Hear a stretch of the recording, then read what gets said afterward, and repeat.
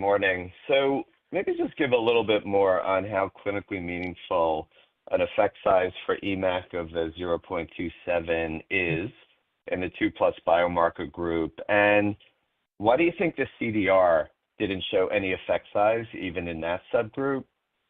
And maybe just as part of that, how much of an issue was the shorter duration of the study, just to 24 weeks to see a benefit? Did you see the curve separate more as you got closer to the 24 weeks? So, you would expect maybe a bigger separation if you go out farther, like you indicated? Yeah, so thank you for the question. Let me answer part of it, and then I'd like to ask Judy to speak to this as well. I think that clearly the 24 weeks was on the shorter side. We did start to see the curve separate towards the end, and I think that's an important point, and really the reason why the EMAC was chosen because of the potential to see that at that time point. Judy, do you want to comment on the other aspects, other questions? Yeah, so meaningfulness is always a difficult question, but we do have some other drugs to compare this to now. And the anti-amyloid monoclonal antibodies at 18 months have comparable effect sizes to that we are seeing at 6 months. So, it's in terms of the size of the effect, it's right there in the window that we expect and are seeing with other drugs.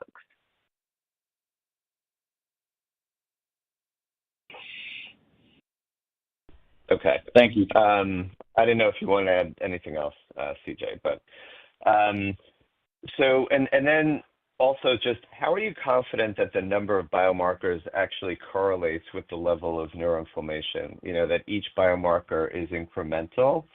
And is it regardless of the type of biomarker? So it doesn't matter which two it is. And is positive amyloid actually an even better indicator of neuroinflammation? So this is a great question. The answer is we don't know if adding those together is cumulative. It's not clear. What we think is happening is that these are multiple indicators of an immune system that isn't functioning properly. And the more indicators you have, the more likely that your immune system isn't functioning properly. So that is the way that I would describe it. But to your point, we don't know exactly if that's the case. What we do know is that the hypothesis is that, or what we know from the literature, is the more inflammation that you have, the faster your disease progresses, the worse your outcomes are. And by using this scale of 1 to 2 to 3 to 4 different biomarkers, we're seeing the same effect, right? So the more biomarkers you have, the more it's declining. So I think it's safe to say that there's some parallels there, although it might not be perfectly associated with or perfectly defined by that. And what was the second part of your question? Oh, it was just on positive amyloid, just, the importance of that as an indicator of neuroinflammation. Yeah. So if you have more amyloid levels, would that lead to higher neuroinflammation? And you could think of that correlation when you look at patients. Yeah, so that is another great question that we think a lot about. I think the answer is probably yes. There's some evidence in the literature that amyloid is an immune molecule and may actually just be one additional biomarker. I don't know if that's true. I think, we're getting closer to figuring that out. I think more importantly, though, what amyloid does, at least in this trial, is it provides a more homogeneous group. And in a smaller trial, that's going to really, help you identify signals that, that are smaller or that require a larger sample size to see. So I think all those things are possibly true, but we don't have data to definitively say that. Yeah, Gary, this is RJ. Just to jump in here, I just want to remind everyone that, the Alzheimer's community has really begun to focus very much on p-tau217 in the blood because it has both, it correlates with severity and it gives some prognostic value. So it appears to be a very potent, shall we say, biomarker for the disease. And in this trial, in our target population, which are amyloid-positive patients with two or more biomarkers, those that received XPro had a favorable impact on p-tau217. So not only were we affecting cognition and behavior, but we believe we were affecting the basic biology associated with progression of the disease. So they all lined up well, and that's a very positive result from this trial. Okay, great. And then just the last question. If you'll meet with FDA if they sign off on the EMAC as a primary endpoint, how confident are you that you can move directly into a phase 3 rather than conduct another phase 2 to ensure you have the right patient population? And is there anything different you can do with the dosing or the administration of XPro, given how safe it is, and maybe to minimize the ISRs? Thanks.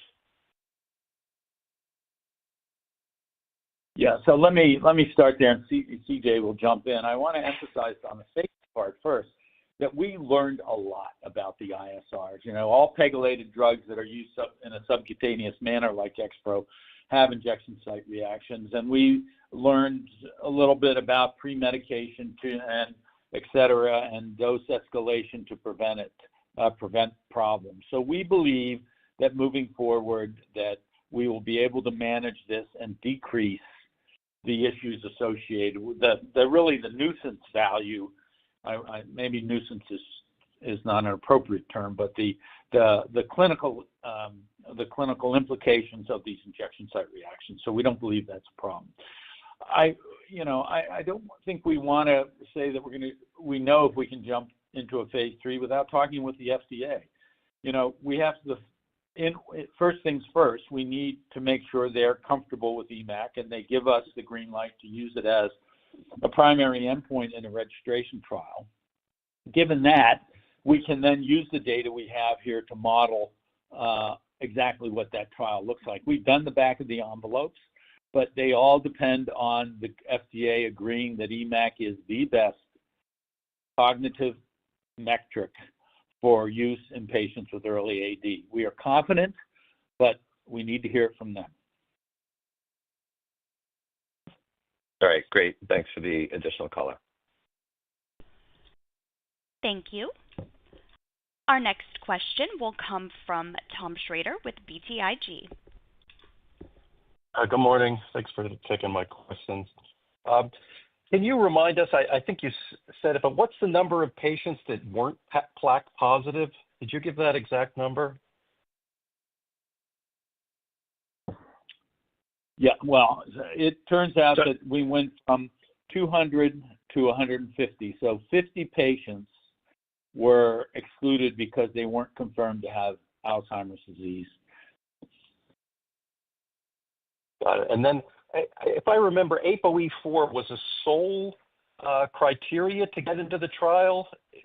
In retrospect, No. Is that a mistake? Was that confounding? Or No. Remember, you had to have one of 4 biomarkers, and and the 4 biomarkers were either ApoE4 carrier or homozygote carrier, a elevated CRP, C-reactive protein, an elevated hemoglobin A1C, obesity, metabolic syndrome, diabetes, or an elevated ESR, erythrocyte sedimentation rate of greater than 10 seconds. And the CRP was greater than 1.5 milligrams per liter. So you only had to have one of those. 40% of the patients had one, and the rest had more than one. So that's the way it broke out. And all that data was presented in detail at ADPD back in March, the initial demographic. I guess my question is, of the ApoE people, were they a confounding group? Did they have a high tendency of not having anything else, or was that not a problem? Because that's your biggest group to get in, I assume. So interestingly, ApoE4. Go ahead, CJ. I'm stepping on you here. No, that's okay. I think the answer is I don't think they were confounding. In fact, most ApoE4 patients, most of the patients in this group, as Archie said, were ApoE4. I think they were more likely to have an additional biomarker. And I realize I didn't fully answer an earlier question, and I'll answer here. There, as it relates to the biomarkers, it does not appear that one biomarker was more important than the other. This is sort of early analyses, but it looks like, none of them were correlated with each other. And we don't see any signal where one biomarker does better. It really does look to be that the combination of biomarkers is what's driving the effect. And then on that point, go ahead, Tom. Just quickly, do you have p-values for either GFAP or p-tau217? GFAP's been pretty well behaved in a lot of trials that worked. I'm wondering if you have a p-value. So you mean in the smaller sample population? Yeah, that's right. So we don't. Well, we do have them, but they haven't been corrected. So the p-values that I would give you wouldn't be correct. But what I can tell you is that without the correction, we do have a nominally significant change in GFAP. But GFAP, the effect size in GFAP was 0.17, and it didn't meet our threshold of 0.2. But it was moving along the lines of p-tau217, and the correlation of the two was quite high. So we'll provide more of that information at AAIC because, like you, Tom, we believe GFAP probably is a good biomarker for this drug in this disease. Okay, great. This is Thank Judy. you. I would just add there was a high correlation with EMAC for both of these biomarkers, high and highly statistically significant. Hey, Tom, I want to make a correction. I apologize. It was not GFAP that was nominally significant. It was p-tau that was nominally significant.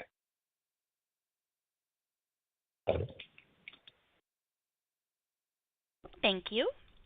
Our next question will come from James Malloy with Alliance Global Partners. Hey guys, Matt on for Jim. Thank you for taking our questions. Firstly, I wanted to talk about the 25% of your sample that you lost because they didn't have biologically confirmed AD as measured by amyloid. Can you just help us understand how that occurred and going forward in a potential phase 3, how that would be avoided? CJ? Yeah, so this was really a function of, clinical trials and the constraints and limitations that occur. So the protocol originally stated that they had to be amyloid positive. At the time, we were using blood biomarkers, right? So we're measuring amyloid with blood. This was very early days. There was only one company doing it, and it just turned out that we lost too many patients to screen failures, and they couldn't quite scale up. And so we had to remove that criterion for a time until they could get back up to speed. And later protocols, we were able to do that. But in the meantime, we just lost some patients. It's just a function of clinical trial logistics. That's not the case in the future. The blood biomarker tests are very good. There's other companies in the space, and they're easier to get back in time. So I think it's a function of being early and adopting new technologies. But the alternative was to do PET or CSF, neither of which were practical from a budget or a patient interest perspective. Yeah, I just want to reemphasize the rapid rate of change that's occurring in this disease. And as CJ said, the kind of the biomarkers that everybody's interested in are things like amyloid, ApoE4, p-tau217, and GFAP. For all practical purposes, maybe not GFAP, they're all available within 5 or 6 days after you draw the blood sample today. Back when we started, it would take 60 days to get a blood amyloid back. So we've learned a lot from this trial, and all those learnings have really benefited our thinking on how to move to the next level of development with this trial. And many of the hurdles that we suffered and lived through early in this trial are no longer present. So I think, we should be able to move quite efficiently. Got it. Thank you. And earlier you mentioned that there was a similar effect size in this trial as compared to the amyloids in their 18-month or at their 18-month endpoints. Can you comment on which of the endpoints in this trial that was related to? Was it related to EMAC, CDR-SB, the biomarkers? If you could just give a little color on that. So Judy? I can handle the EMAC. So donanemab for their cognitive measurement used the DEC. And for both of those drugs at 18 months, the or effect sizes were below 0.2. So now for their CDR-SB was just around 0.2. So for comparison, we believe that the CDR is a noisier tool that may require a longer observation period than we had. And remember, that was at 18 months. We're reporting results at 6 months. Got it. And then lastly, if you could give any color on what a phase 3 trial in the future might look like, or whether that would be dependent on a partner coming on board and what an ideal partner might look like for a phase 3 trial for you guys. Yeah, let me jump in. So, go ahead, CJ. Yeah, I think we still have some modeling to do. I mean, these data are pretty early, but what's clear is that we have information that allow us to model it now. So we're going to have a clear understanding of what we need to do in the study population that we know it's most effective in. And then we're going to take that information, we'll bring it to the regulatory agencies. We're certainly going to talk to partners, and the next steps will be decided there. So I think that's the best explanation we can have. But I think we have multiple different options, and that's a good place to be. Yeah, and if I can just add a little bit more color, as Judy said, with the effect sizes we're seeing, which are better than the cognitive measures used in the donanemab and lecanemab trials at 6 months, we are confident, although it's not assured until we talk to the FDA, that the trials can be shorter and smaller than those trials, which, as you know, were 18 months and 1,600 patients. They were massive and long. We believe that when we get done with our end of phase 2 meeting, we're going to have very good news on those two issues, on size and duration. But it depends on the FDA agreeing that EMAC is an appropriate endpoint, cognitive endpoint for a pivotal trial. Great. Thank you guys for taking my questions. I'll hop back in the queue. Thank you. All right, this does conclude our Q&A portion, and I would now like to turn the call back over to RJ for any additional or closing remarks. Yeah, so I'm delighted to be able to make some closing remarks here. And we recognize the need for an effective therapy for patients with Alzheimer's and for their loved ones and their caregivers. They need help taking care of these patients. XPro appeared to flatline cognition in the early AD patients with 2 or more biomarkers of inflammation. Admittedly, the full phase 2 trial did not meet its primary endpoints in cognition, but we completed 4 important goals. XPro is safe in patients with early Alzheimer's disease. XPro seems to provide benefit in a well-defined, commercially relevant early Alzheimer's disease patient population. EMAC performed well, very well. We believe we have the data needed to convince the FDA that EMAC is a better cognitive endpoint than CDR for early Alzheimer's disease trials. And finally, there is a clear path forward, and we consider the trial results from the Mindful trial, a win, and we'll seek the resources to move XPro forward in early Alzheimer's disease to the benefit of patients and the caregivers. Our next steps are to present the fully analyzed data at AAIC in the end of July, file for breakthrough designation with the FDA, conduct our end of phase 2 meeting with the FDA, and during that meeting, we hope, as I said, to get agreement from them that EMAC is an appropriate endpoint for further trials, and we can come to you with exactly what that trial looks like. We will keep shareholders apprised as we make progress on these steps. I want to take a moment to thank the participants or the patients in the study, their study partners, because it's critical that they have a study partner, a loved one, the clinical trial sites, and our vendors for making this trial possible. Mindful enrolled over 200 individuals and their accompanying study partners in 7 different countries across 3 continents from a total of 29 clinical sites. Without these incredible people and teams, and I will say without our incredible clinical operations team here at Immune Bio, we would not be in the position to learn or advance this development for the benefit of patients and their families with Alzheimer's. So with that, I will close the call and thank you for your participation today. Thank you, ladies and gentlemen. This does conclude today's conference call, and we appreciate your participation. You may disconnect at any time.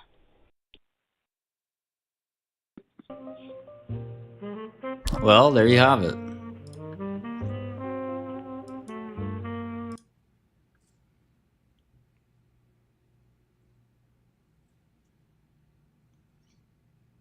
Yeah, I mean, it's typical face saving. I mean, he said the magic words, which if you guys are new to this industry, you might not know. But when a company says they're partnering the drug, that means that they're giving up on the drug. If they're going to advance it with a partner. Problem is, who in their right mind would partner? Keston Therapeutics, maybe?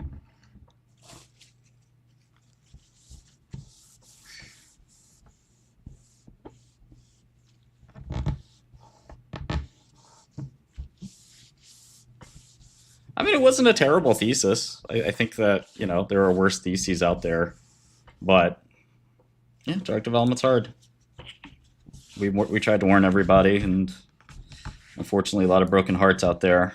But next time, maybe you'll listen. Unfortunately, people really feel like there's some ulterior motive. Like, I'm trying to get you to lower the stock price by you selling your 500 shares. That's not going to help me. It doesn't make my bet easier. It actually makes my bet harder. I'm actually trying to be a nice person. But the assumption is, who would go out of their way to help me? It must be a ulterior motive. Despite doing this now for like 20 years, as transparently as possible.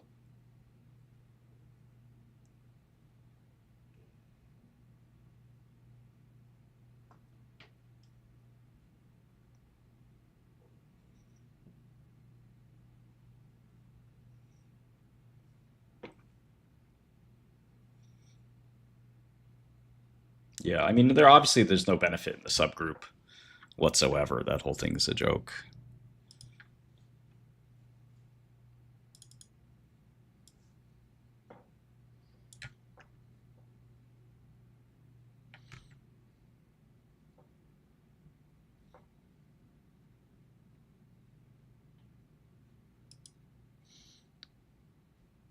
Anders Research.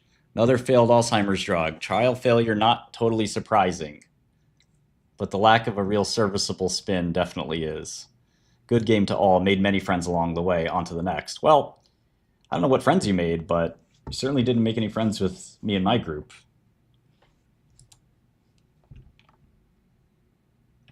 Made friends with some bag holders, maybe.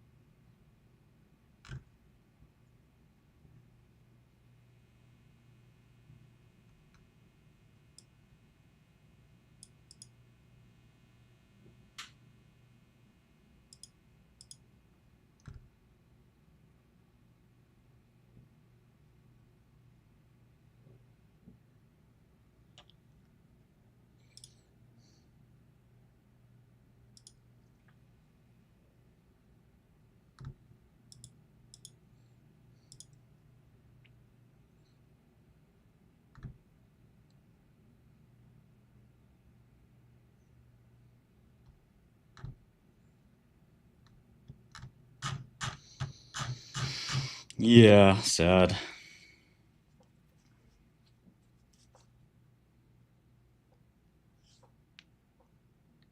Well, people will find a new thing to gamble with.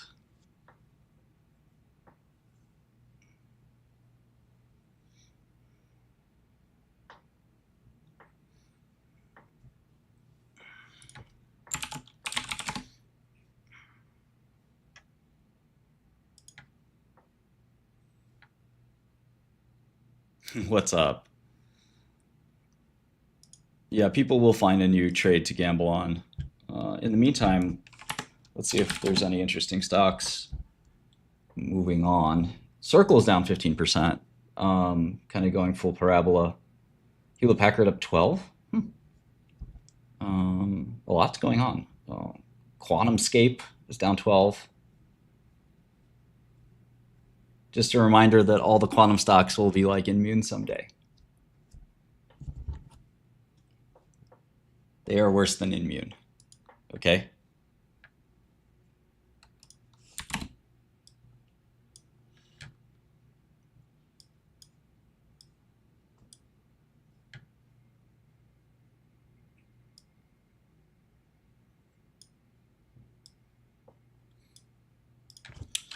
No need for a victory lap on INMB. All I have to add is that quantum computing stocks make INMB look legit. There's Steve Cohen. I guess the Mets do something wrong. Tough stretch, no sugarcoating it. I didn't see this coming. I'm as frustrated as everyone else. We'll get through this period. Our injured pitching will come back over the next few weeks. It's unlikely that the team's hitting with RISP will continue at this weak pace. Keep the faith.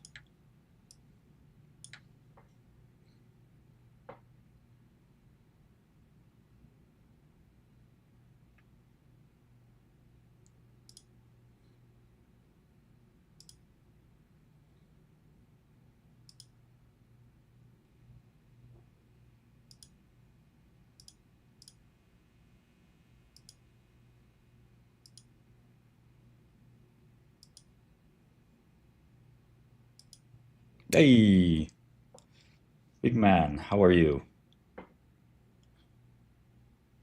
Love you guys.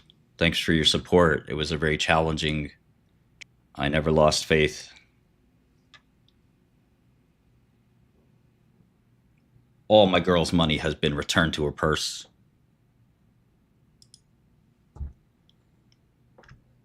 Let me give her an update.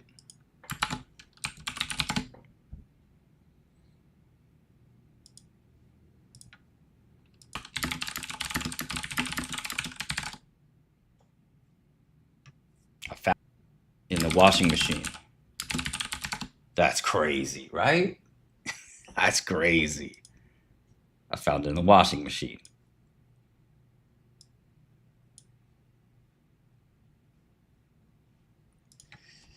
Steve Cohen's always had some of the best biotech investors in the world.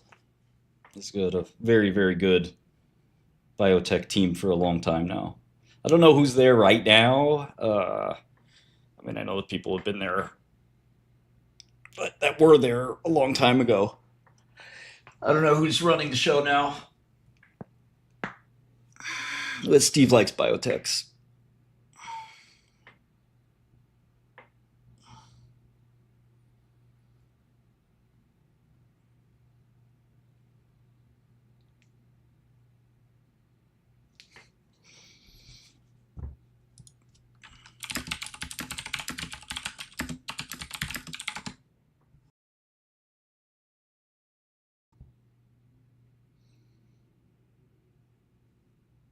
Now we got to corral quantum. It's always tricky, you know, you gotta fighting a big short is so hard.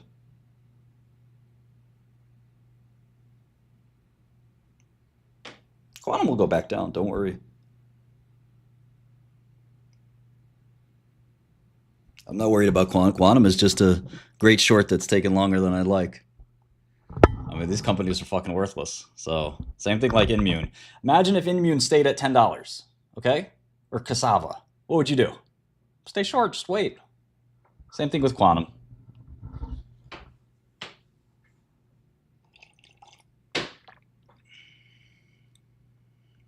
It's not for everybody.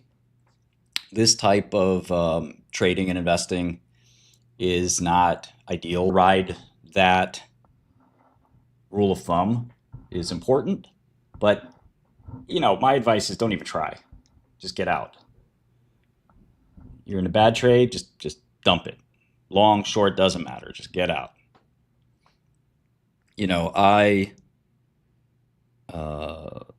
I tend to be a little bit